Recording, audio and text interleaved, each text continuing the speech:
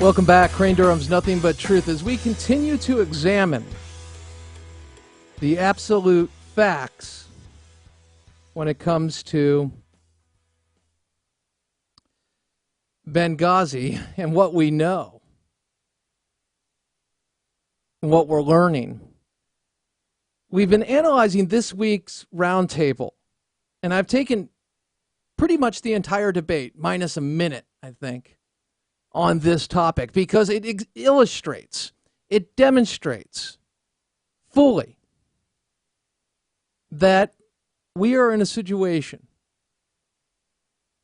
where politicizing and controversializing a story enough where Americans who may not be engaged, that's why I opened up with, hey, please listen, because I know so many of you are already right here.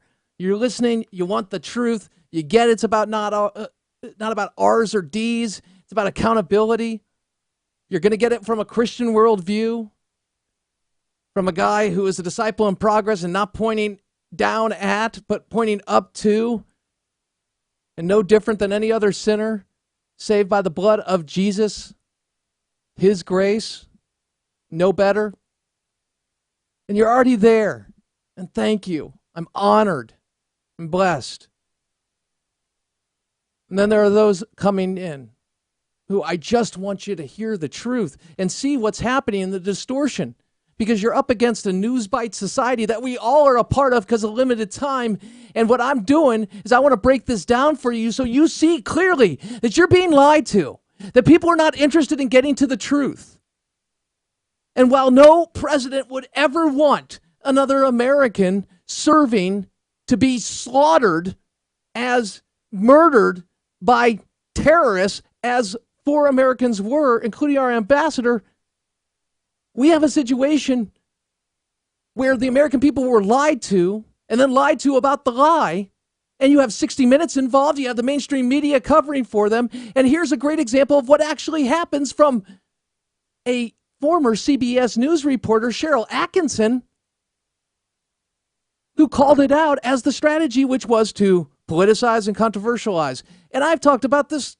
I mean, it doesn't take a rocket scientist. The fact is, they always look to marginalize their opponent. Now, Alinsky's rules for radicals, yeah, a must to understand how that works. And we've done that work back and forth. And what I'm getting at is they love a conspiracy because then it can marginalize people that are genuinely seeking the truth and looking for accountability.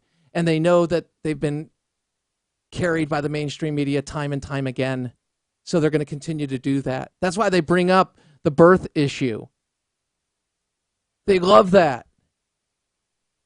I understand how people can legally challenge. I get that. I'm not with them in the sense of agreeing with them. I believe he's born here and born in Hawaii, whatever. My only point is, look what we get talking about rather than focus in right here, right now on the issues. And I'm going to do this with the IRS, by the way, as well. We're hitting, and have done it, we're hitting Benghazi. Here's the roundtable. David Plouffe, senior advisor to the president, former spinster, big time. Cokie Roberts, liberal, former co-host of This Week with This Week, when it was This Week. Brinkley left, and then you had Donaldson and Roberts take over. They didn't do well. I think the ratings flatlined. Then you have Van Jones, 911truther.org. But he asked his name to be removed from that letter. He was a signatory to it. Denied it, came back. Political Fact went after him. Not being honest about that. He can have his beliefs, but he talks about not politicizing or going with conspiracies or politicizing something like that. Well, what was your name doing on that? Okay, short memory for so many. Needless to say, he didn't even understand the issue, brought it up, and was even corrected by the likes of George Stephanopoulos, former Clintonite. Member of the Clinton administration. Now he's a host. Yeah, it's 3 versus 2. Laura Ingraham, who just nailed it, and Rick Santorum did a very good job because they're looking for the substance and the facts and dealing with that. And all you get is spin and spin and spin. And that's why they're going with this idea, hey, we're not going to sit on the select committee. No, we're not going to be a part of it. The Democrats are. They're not going to do it. They think they can do this. They think they can push it off and call it all political. In the immortal words of George W. Bush, I think they've misunderestimated the American people. Looking through this as partisan lenses, not. Trey Gowdy, head of that committee. And I just saw from our good friend Buzz Jacobs, who will be on either tomorrow or the next night, detailing this, Benghazi 9/11 co-director talking about this. That all said, I want to return to the roundtable. And here, Cokie Roberts, once again, you had Van muddy the waters and attempt to say, hey, Chris Stevens is a friend of mine, and that's true. I feel for him, losing a friend, absolutely. But about politicizing it and playing the game of politicizing it, and Laura Ingraham continued to hammer the truth, what they knew. Where did the video evidence come from? They politicized it by lying about it, by blaming it on a YouTube video that it said protests were inspired by that. So now Rick Santorum steps up big time and corrects Van Jones and explains to Cokie Roberts. And then we have Cokie Roberts, well, roll it. The only difference here is between these other attacks and what happened here is that the Bush administration did not put out a false narrative as to what happened in those situations. No, look, Van. They put out a narrative that was not supported by the evidence, and they knew that is absolutely not true. And they knew it was false from the very beginning. They knew this was a terrorist incident. The CIA knew it was a terrorist incident. It's very clear what people knew. The State Department knew, and they put out something that they knew, or at least a lot of people knew, was wrong. That's what makes this different than everything else. And don't try to equate the two, because George Bush did not try to move the ball to some other deflector. Of those Sunday shows, actually, Ms. Rice did say terrorist attack. That's there in those transcripts. It's not that she's put the whole thing on the video.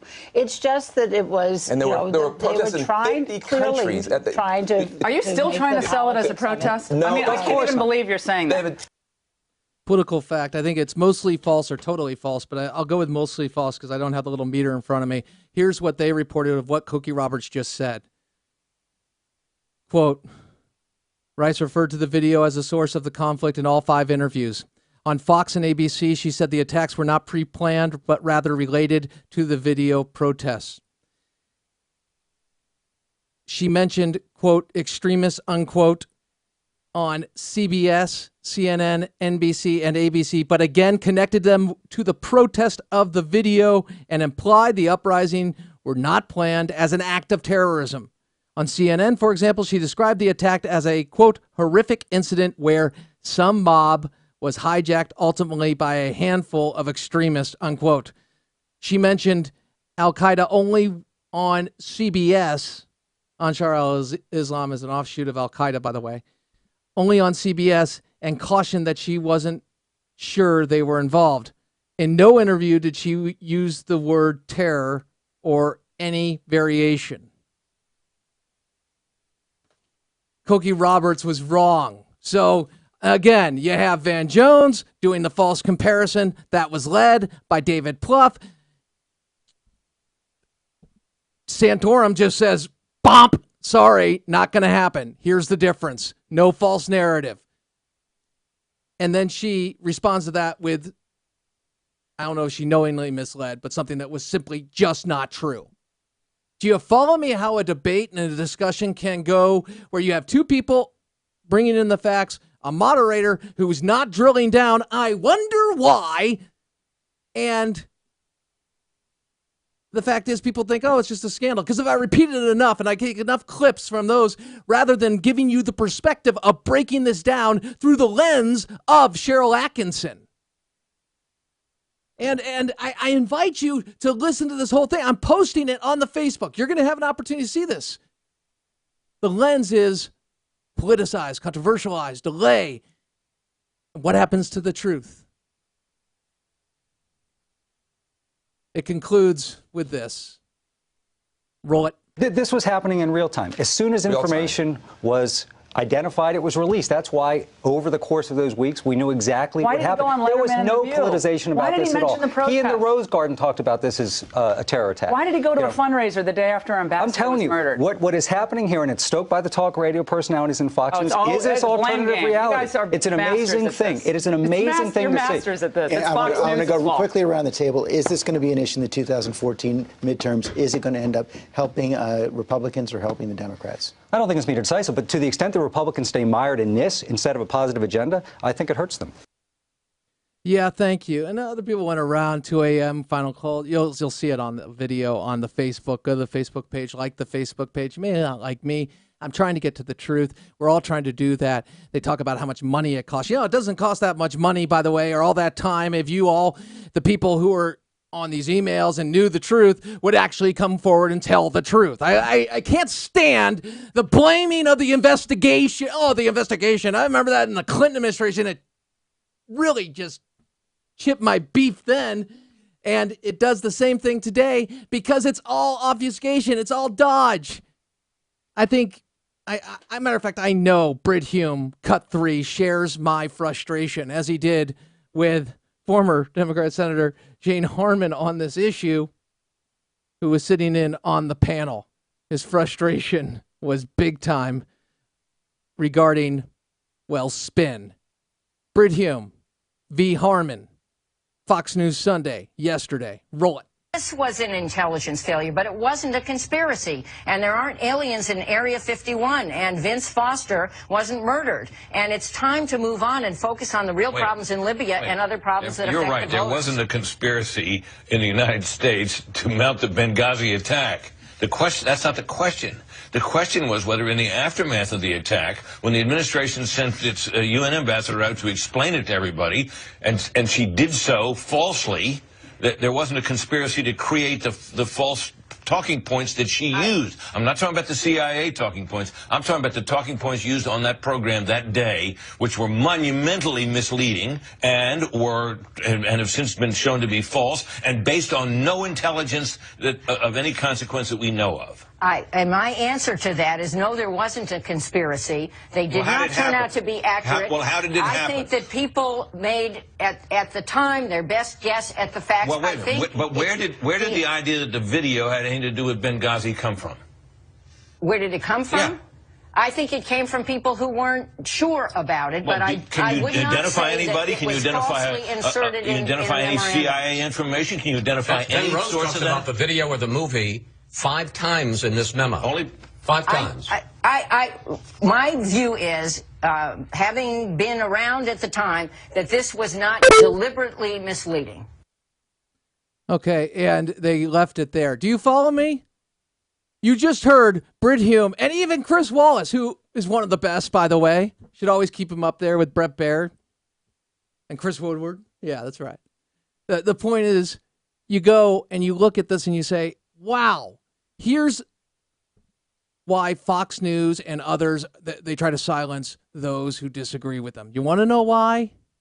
Because if they ever get somebody with equal time, they know they're cooked. They know they're done. Because one side is telling the truth and the other side is attempting to confuse, obfuscate, politicize, and scandalize in a way that sensationalizes or controversializes the reporting. This is about the truth. You just heard that. So when you hear those on the left say, oh, it's all scandal, it's all scandal, ask them a very simple question. Why was Ben Rose's email focused on a political false narrative? Where did the video come from? Why did Hillary Clinton, Secretary of State Hillary Clinton, tell the father of one of the fallen at the funeral of going after the guy who made the video?